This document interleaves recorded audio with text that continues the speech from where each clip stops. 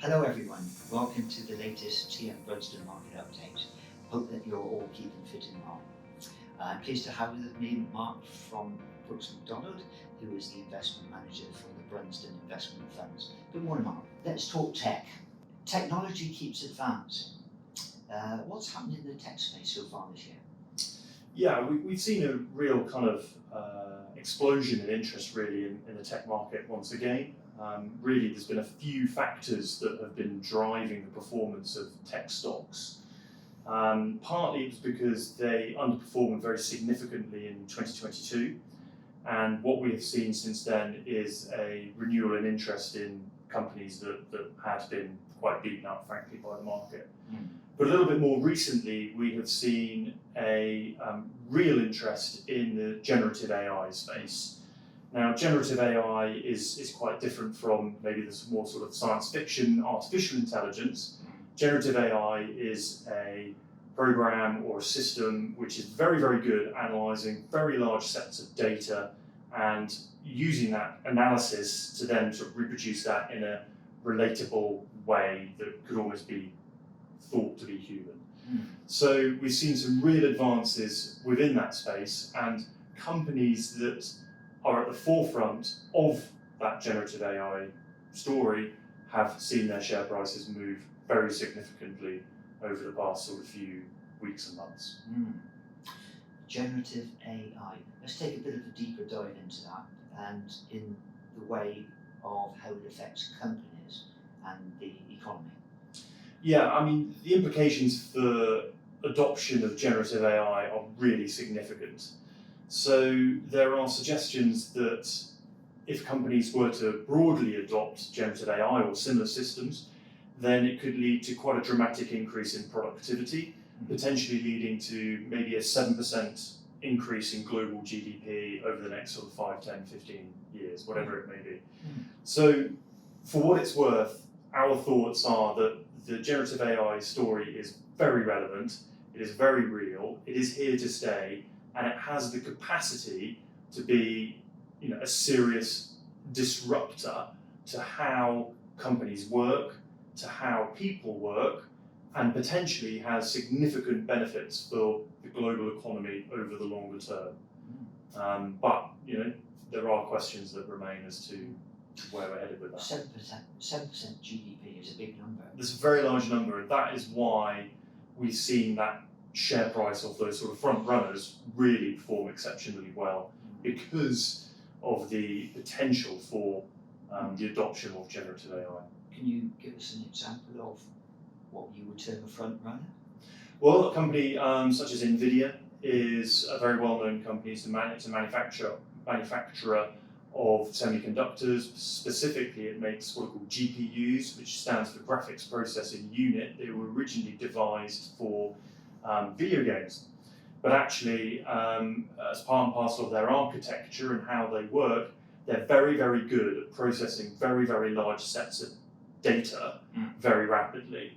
And at the moment, Nvidia is the best company at making those chips. There are competitors, AMD, Intel are good examples as well, but they are not as good as Nvidia.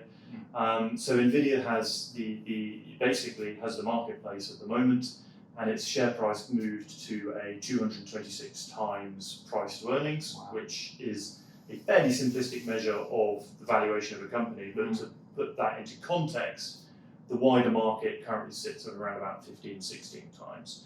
So a very, very high valuation, largely off the back of an expectation that companies are going to be buying more and more of these chips that are very good at processing data sets that Nvidia is particularly good at. Okay. Well, we've all either been involved or heard of GPT, I believe it's called, and seen how that works, and that's quite amazing. But of course, with all these things, there are risks.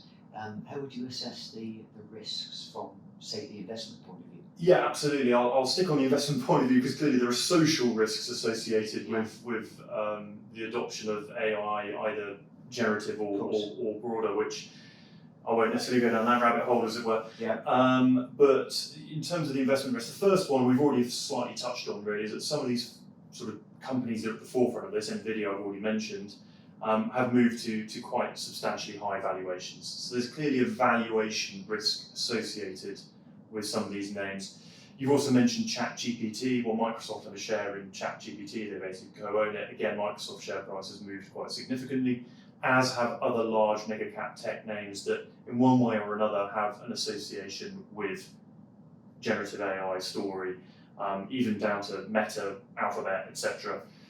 They've all moved quite significantly in terms of their valuation. So there's a valuation risk here. The other risk that we are very conscious of is one of a timing risk. Yes, we feel that this generative AI will get adopted, excuse me, but the timing as to that adoption is unclear. We're only really doing things now with the internet that were being talked about 20 years ago at the dawn of the internet sort of age, as it were.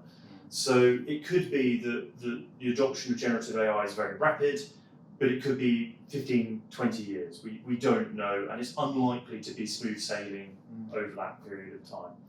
So we are very conscious of the risks that are inherent within this space, and we need to be sort of aware of those when we are looking at investments that have exposure to.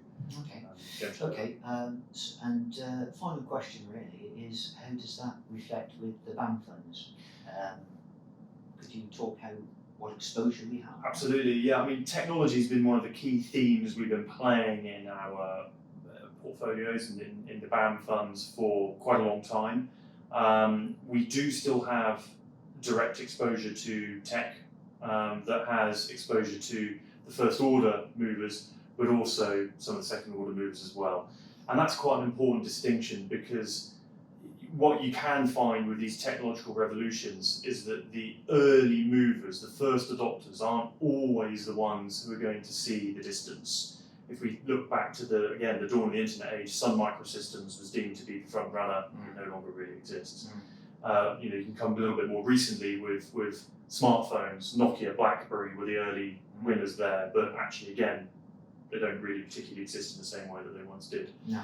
So we are very much exposed to this theme because we do believe it's going to be a longer term theme that we want to have exposure to, but we're a bit wary about embracing some of those early moving companies that have moved to very high valuations. Yeah. We'd rather be more diversified, and we are very much playing that via our tech themed funds in the portfolio that have a diversified exposure to the sector that should benefit from this adoption of the generative AI space over a longer period of time, and hopefully not a particularly volatile way when compared to specific stock exposure.